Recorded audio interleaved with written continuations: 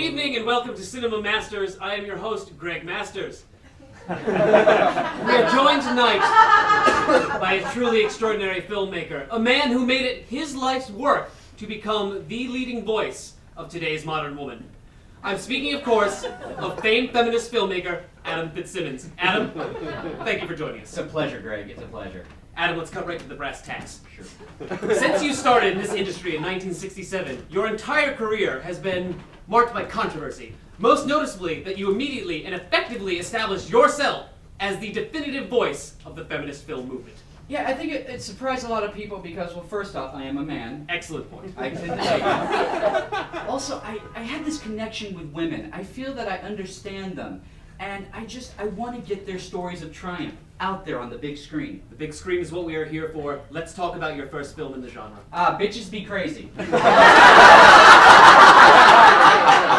Yes, Bitches Be Crazy, the gold standard of feminist cinema. I believe we have a clip. Actually, we don't. No, but what I did instead was I'm actually going to bring out two actresses that I found who are going to kind of deliver their lines here so that you can kind of see the film, you know what I'm saying? Their names Barbara Bazungas and Karen Cunnilingus. Hi, Mr. Masters, I'm sorry, it's actually Cornerstone, Karen Cornerstone. You have me on the list, I'm registered with SAG.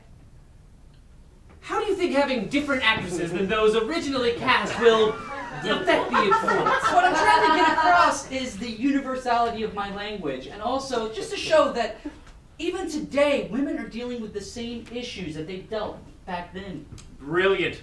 Ladies, Adam, do us the service and set up this scene. Well, this is the initial meeting of our main characters, Tracy and Kitty. They are on a train going into Nazi-occupied Poland. Let's watch. You like this, bitch. You want me to cover you in hot oil. Ooh, yeah. Give it to me. Give it to me good. You're a dirty slut. I am a dirty slut. A powerful message conveyed with crystal clarity. I know exactly what you're trying to say. And you know what? Men were very disappointed that I was actually coming out and saying this kind of thing. And the women were so happy I was finally getting to speak through them, you know? I believe your use of their voice reached its maximum amplification with the sequel, Bitches Be Crazy 2. More crazy bitches still being crazy.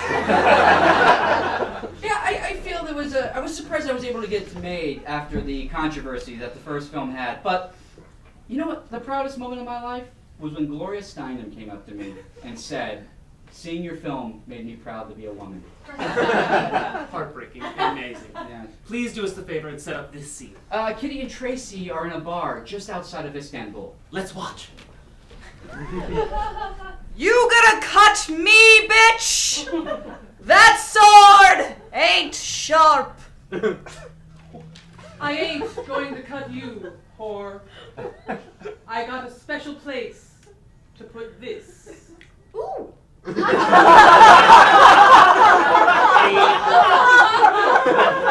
A pointed attack on the problems facing women today, and a subtle and poignant refutal of the so-called glass ceiling. Yes, absolutely. Do you know, to this day, women make 86 cents to every male dollar.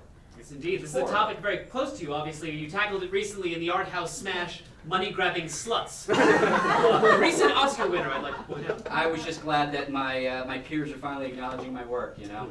Let's move on now to the third and final installment in your Bitches Be Crazy trilogy. The bitching. It was a story. I was trying to get across a story of the women's suffrage movement. Set up this scene. Kitty and Tracy are going to go vote for the first time, but they have to deal with an angry mob. Ooh, let's watch. Whore, Slut. you want me to stick my fingers up there? I want you to shove your entire fist up there. As true today as when those words were first uttered by by Susan B. Anthony. Except the finger placement was different in the film. You are a stickler for the details. I am. Adam, you were on record as saying that your best work lies before you. What future projects can we expect from you? Well, I'm trying to expand my audience. I'm actually going to be working with Fox to create a reality show about women for women. Fox, classy. My interests are piqued. Well, it's going to be called Today's Woman. And it's kind of a reality competition show where we're going to get 14 women to strip naked and then give each other very long, deep, wet kisses.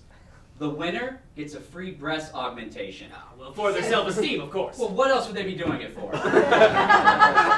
Speaking of breast augmentation, Ms. Bazongas, Ms. Cunnilingus, Cornerstone. what future plans do you have? I'm going to be touring with the Royal Shakespeare Company. I'll be Ophelia in Hamlet. I'm actually taking about 5 months off from acting to just tour Europe and try and regain my dignity and self-respect. That sounds delightful. How long have you had this plan? About 5 minutes. Thank you very much. Well, avoid the smarmy Italian men.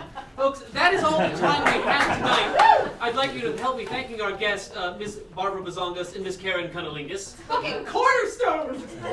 I just want to say that I actually have a retrospective that's going to be done at the Film Forum. It's a little take on my Dykes on Bikes series that I had going. I just wanted to advertise that. Noted. Adam Fitzsimmons, thank you for joining us. Thank you. That's all the time we have. I hope you'll join us next time when I welcome renowned filmmaker James Waspington. We'll be covering his whitesploitation film series. Everything from The White Man is Paid Twice up to, gee golly, really? We'll see you then.